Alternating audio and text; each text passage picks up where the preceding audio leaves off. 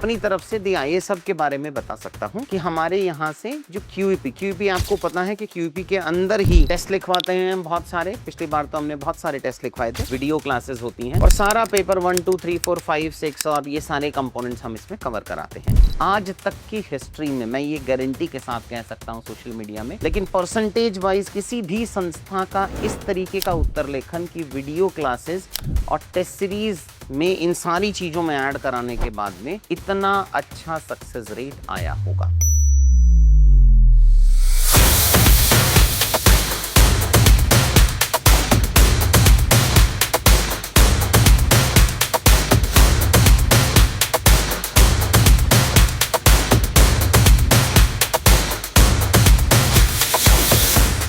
But मैं आपको ये बताना चाह रहा हूँ कि अगर आप 2026 का यूपीपीसीएस की परीक्षा फोकस कर रहे हैं तो अभी आपको मेंस पे ध्यान देना चाहिए और आखिरी के 3 साढ़े 3 4 महीनों में आपको प्रीलिम्स डेडिकेटेड पढ़ना चाहिए। आपको वो समझना पड़ेगा कि क्या नया लिखेंगे कि पेपर पास होगा। वो एक दिन का काम नहीं है। अगर जल्दी पता चल जाए तो आपके वो नंबर ऑफ ईयर्स कुछ बच सकते हैं। अगर मैं यूपीएससी में अपने बैकग्राउंड की बात करूं तो बहुत सारे मेरे बच्चे रहे हैं जो हमारे साथ क्यूईपी में एसोसिएटेड रहे हैं। जैसे मेधा आनंद नाम की एक बच्ची थी, फाइनली उनका रैंक 13 आया था। या फिर शिविन चौधरी आप लगा लो, जो सारथी के फाउंडर हैं अभी, उन्होंने भी 2 बार क्यूईपी लिया था। मेधा ने 3 बार क्यूईपी लिया था।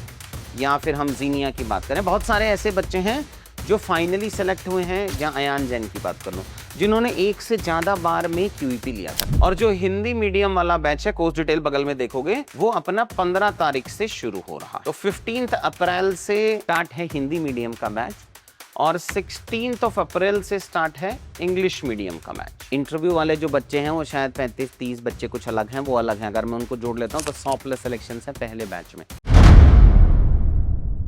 हाय बच्चों, नमस्कार, कैसे हैं आप?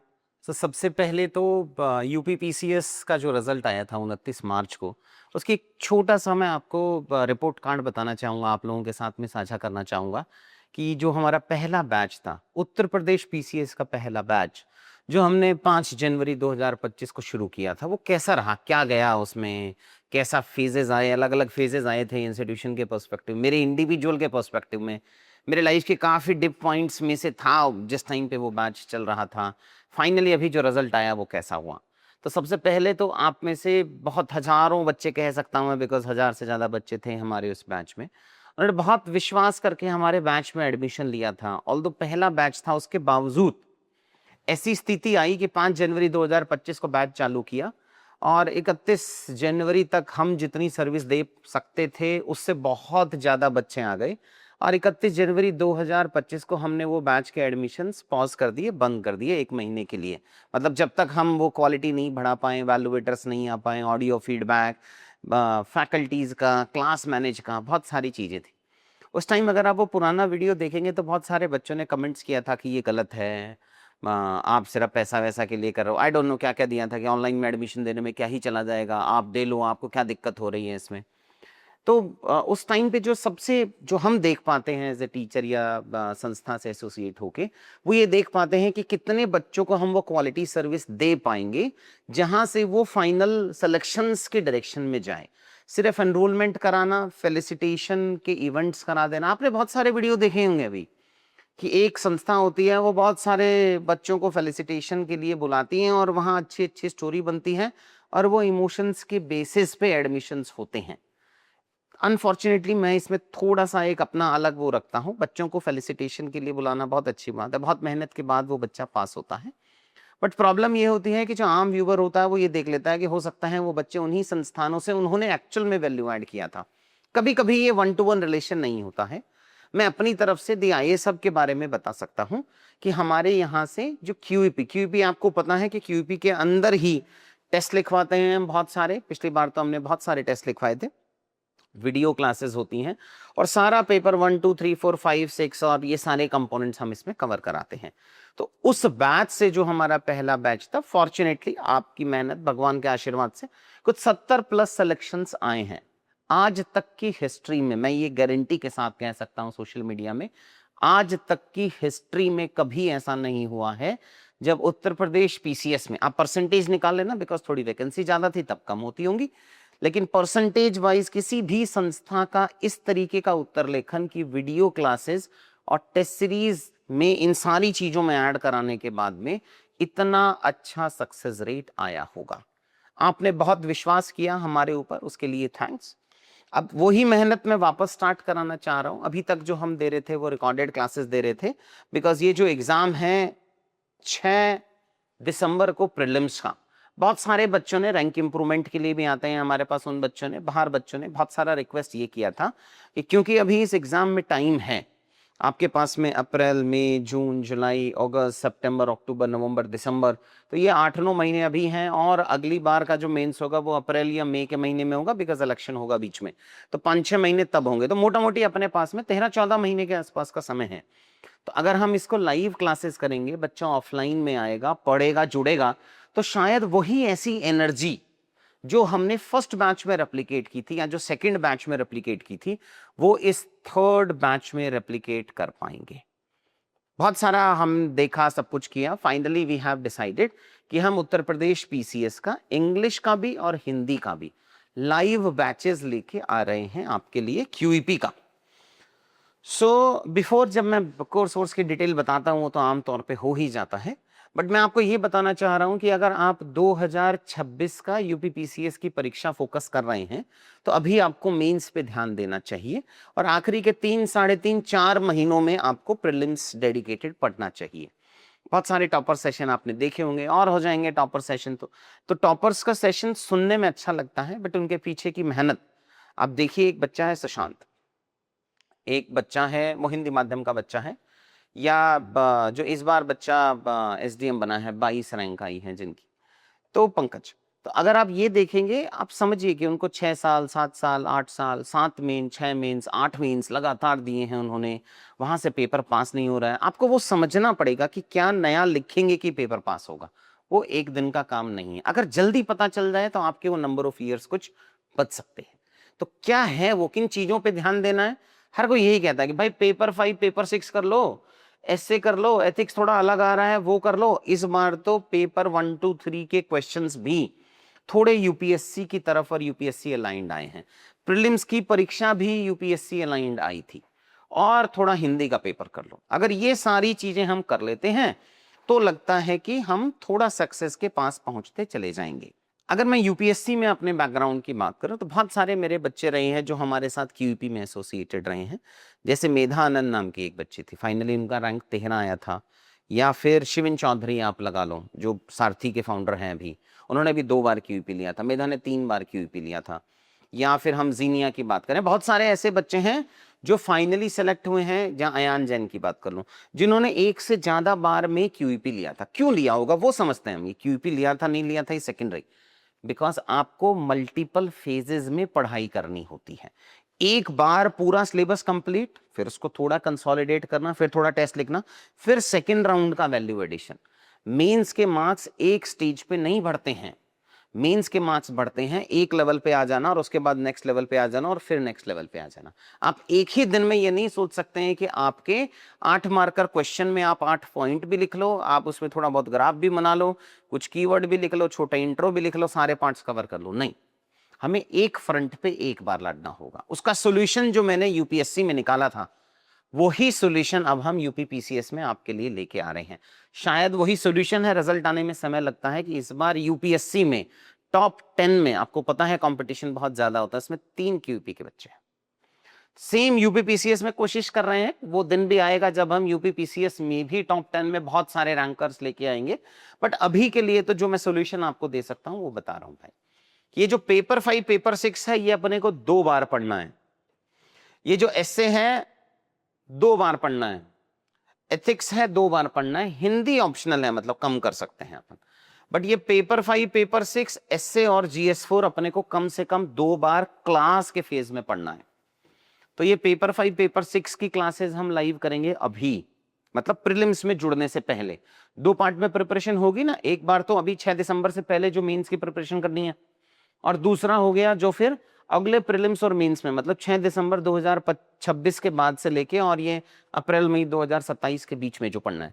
अभी अपन कंटेंट पे काम करते हैं। ऐसे पेपर जो हमारे थोड़े कमजोर हैं, यूपी स्पेसिफिक डेटा डालना है, वैल्यू ऐड करना है, और बाद में आंसर राइटिंग पे एक्स्ट्रा फोकस करेंगे, और कुछ कुछ क्लासेस तब भी आपको लगानी होंगी।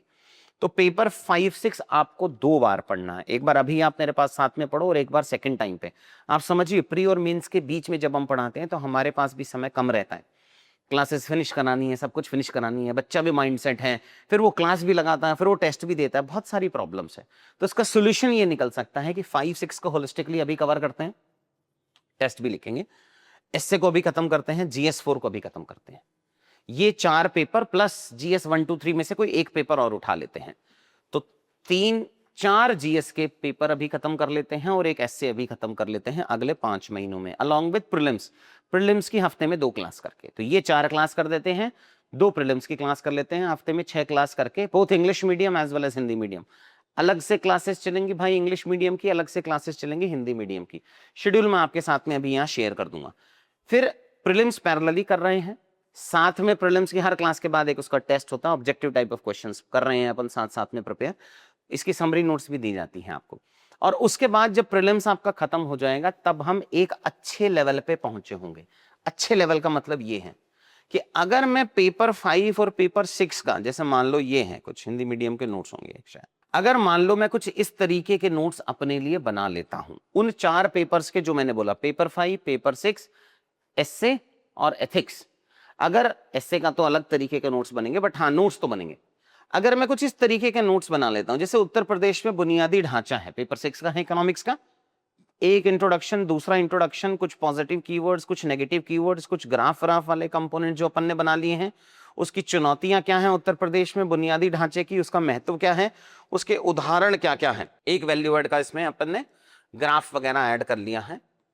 और फिर वैसे ही उसकी जो चुनौतियां हैं वो टेम्पलेट लगा लिया, टेम्पलेट लगा के चुनौतियां भर ली, वैल्यू एड कर दी, नीतियां कर ली, यूपी स्पेसिफिक कुछ स्कीम्स डाल दी अपन ने और 2 निष्कर्ष डाल दिए और आगे की रहा। तो ये अगर हम बना के अभी तैयार कर लें, मतलब क्लास लगाया, नोट्स दिए, नोट्स मैं आपके साथ में शेयर करूंगा, क्लास लगाई लाइव, क्लास के बाद में होमवर्क दिया, कुछ टेम्पलेट भरा, कुछ नोट्स बनाए, तो अगर ये मैं 4 पेपर के अभी तैयार कर लेता हूं, जैसे ये इंग्लिश मीडियम हिंदी का था वैसे भाई ये इंग्लिश मीडियम के भी है ना। तो अगर मैं इंग्लिश मीडियम की बात करूं तो सेम जैसे यूपी में बुनियादी ढांचे का था वैसे ही ये उत्तर प्रदेश में infrastructure in Uttar Pradesh, 2 introduction, quality introduction, some positive keywords, some negative keywords, कुछ ग्राफ राफ के वैल्यू एड अपन ने बना दिए, यूपी के मैप पे अपन ने रिप्रेजेंट कर दिया दिखाने वाला part. Then we have significance, significance में एक टेम्पलेट लगा के अपन ने भर लिया नीड ऑफ इंफ्रास्ट्रक्चर में, उसमें ये जो कलर कोडिंग है वो बताती है कि कौन सा यूपी का डेटा है, कौन सा नेशनल लेवल डेटा है। फिर अपन ने ये चैलेंजेस में एक टेम्पलेट लगा ली, जो मैं बताऊंगा क्लास में पढ़ाऊंगा उसको अपन ने फिल कर लिया है। फिर अपन ने वे फॉरवर्ड लगा दिया है, बिल्ड यूपी एंड ऑल करके, और फिर फाइनल 2 कंक्लूजन लगा दी। तो अगर 4-5 महीने बाद लाइव क्लासेस, आप समझिए लाइव क्लासेस का बहुत सिग्निफिकेंस है, आपका शेड्यूल अच्छा बनता है, स्ट्रक्चर है, टीचर से मिलना है, ऑनलाइन देखना है, रेगुलर काम होता है। तो अगर मैं अगले 5 महीने आपको लाइव क्लासेस में पढ़ा दूं, 4-4.5 महीने, और अपने ये चारों पेपर फिनिश हो जाए, पेपर 5 हो जाए, 6 हो जाए, एथिक्स हो जाए, और GS 1 2 3 में से भी एक पेपर हो जाए और एस्से हो जाए, तो जो यूपी स्पेसिफिक पढ़ना होता है आपको, देखिए यूपी का एथिक्स अलग आता है, यूपी का एस्से अलग आता है, यूपी का पेपर 5 पेपर 6 अलग आता है, यूपी का हिंदी अलग आता है।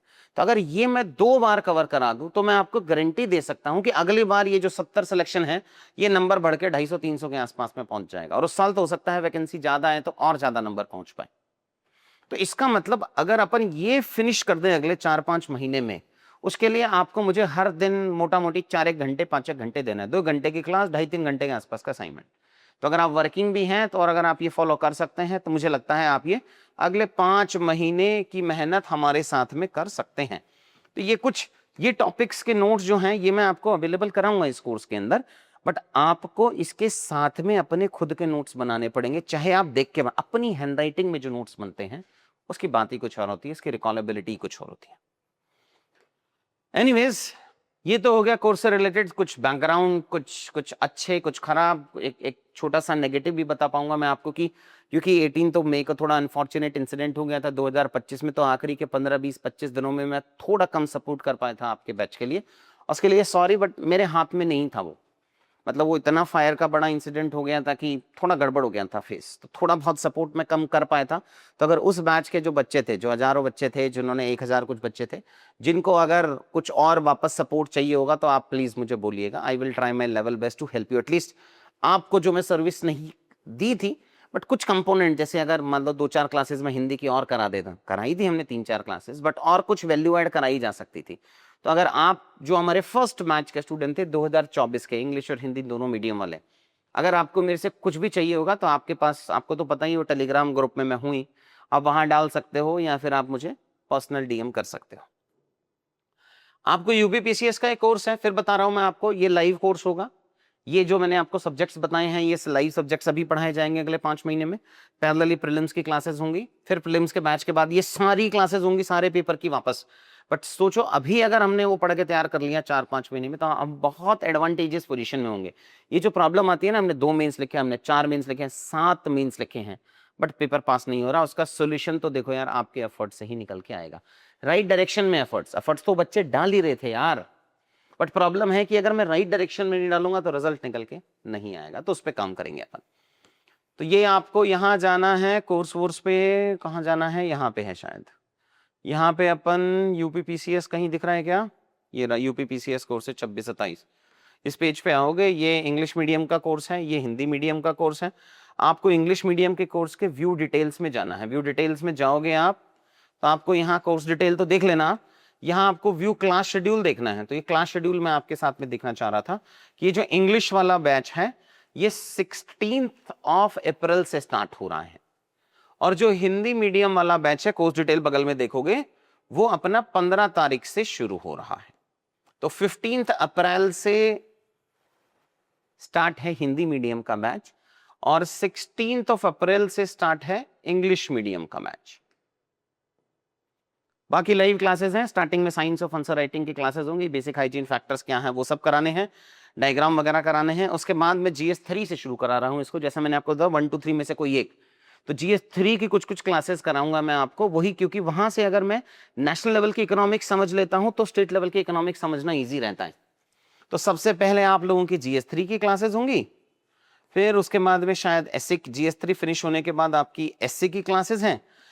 और आपको शेड्यूल देख लेना आप लोग, बट 4 डेज ए वीक आपकी इसकी क्लासेस हैं, प्लस कभी कभी मैं फ्राइडे सैटरडे को भी कुछ एक्स्ट्रा क्लास लूंगा, बिकॉज मेरा ऑब्जेक्टिव ये है कि मैं आपको जुलाई एंड तक मेंस की ये सारे जो मैंने आपको सब्जेक्ट बताए हैं ये सब फिनिश करा दूं, ताकि अगस्त सितंबर अक्टूबर नवंबर 4 महीने या 3.5 महीने तो कम से कम आप सिर्फ और सिर्फ प्रीलिम्स पे हमारे साथ में काम कर पाए। इस बार प्रीलिम्स में भी बहुत एक्स्ट्रा एफर्ट डाल रहे हैं, कोशिश वहां भी ये की जा रही है कि 2,500-3 हजार बच्चे हमारे साथ में रह के प्रीलिम्स की परीक्षा पास कर पाए।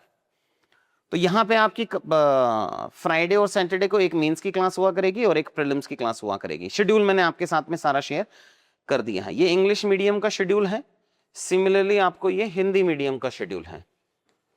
ऑफलाइन और ऑनलाइन दोनों क्लासेस अवेलेबल हैं आपको इसके। तो हिंदी मीडियम की क्लासेस मुखर्जी नगर में होंगी, और इंग्लिश मीडियम की क्लासेस अभी हमने सिर्फ ओल्ड राजेंद्र नगर में प्लान की हैं। आप वीडियो के डिस्क्रिप्शन में डाल सकते हैं कि अगर आप चाह रहे हैं कि हम मुखर्जी, बिकॉज दोनों ही जगह ऑफिस है हमारा, दोनों ही जगह क्लास ले सकते हैं हम। तो अगर आप इनकी क्लासेस चाहें कि हम मुखर्जी नगर में ले इंग्लिश मीडियम भी, तो आप कमेंट्स डाल देना, अभी हमने वो डिसाइड नहीं किया है। और अगर बाई डिफॉल्ट है तो बाई डिफॉल्ट तो ओल्ड राजेंद्र नगर ही हमने सोचा है, लेकिन अगर बहुत सारे बच्चे बोलेंगे कि नहीं मुखर्जी नगर में करनी है तो हम वो मुखर्जी नगर में कर सकते हैं ऑफलाइन की क्लासेस। इंग्लिश मीडियम की बात कर रहा हूँ, हिंदी माध्यम की क्लासेस तो मुखर्जी नगर में ही चलेंगी। तो उसके बाद ये एथिक्स वाला पार्ट फिनिश कराएंगे, पेपर 5 पेपर 6, जैसा मैंने आपको बताया कि पहले पेपर 3 है, फिर एस्से है, फिर पेपर 6 की क्लासेस स्टार्ट है। ब्रॉडली अगर मैं फैकल्टीज के लेवल पे बात करूं तो पेपर 6 का इकोनॉमिक्स एंड ऑल का सारा सेक्शन मैं ही कवर कराता हूं। पेपर 5 में polity governance and all, governance और सोशल जस्टिस का सेक्शन में ही कवर कराता हूँ। GS3 में economics and all, climate change वगैरह के सेक्शंस में ही कवर कराता हूँ। तो अलग अलग फैकल्टीज का ग्रुप है, अच्छी खासी फैकल्टी है, गुड क्वालिटी हम आपको यूपी में प्रोवाइड करा पा रहे हैं। ऐसे की क्लासेस जैसे दिव्या मैम लेते हैं। फिर पेपर 6 के बाद पेपर 5 फिनिश कराऊंगा। पेपर 5 होने के बाद में फिर पेपर 3 है, फिर एस्से है, फिर पेपर 6 है, फिर पेपर 5 है, फिर हिंदी है। हिंदी की क्लासेस अभी हमने इसमें इनकॉर्पोरेट नहीं की है, और शायद एथिक्स की क्लासेस अभी इसमें नहीं डाली हुई हैं, बट हम उसको उससे पहले ही फिनिश कराएंगे। तो ये रफ शेड्यूल है आप लोगों का जो हमें अभी पढ़ना है। अगले 4-4.5 महीने मेंस में मेरे साथ मेहनत करिए।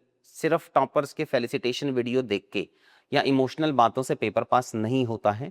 हर उस बच्चे के पीछे की कहानी होती है, वो मेहनत करता है, इन्हीं क्लासरूम्स में बैठता है।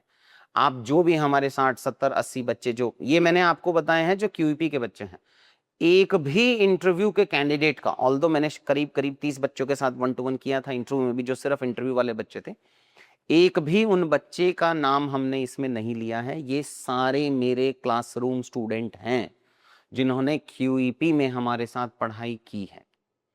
तो इंटरव्यू वाले जो बच्चे हैं वो शायद 35-30 बच्चे कुछ अलग हैं, वो अलग हैं। अगर मैं उनको जोड़ लेता हूँ तो 100 प्लस सिलेक्शन है पहले बैच में।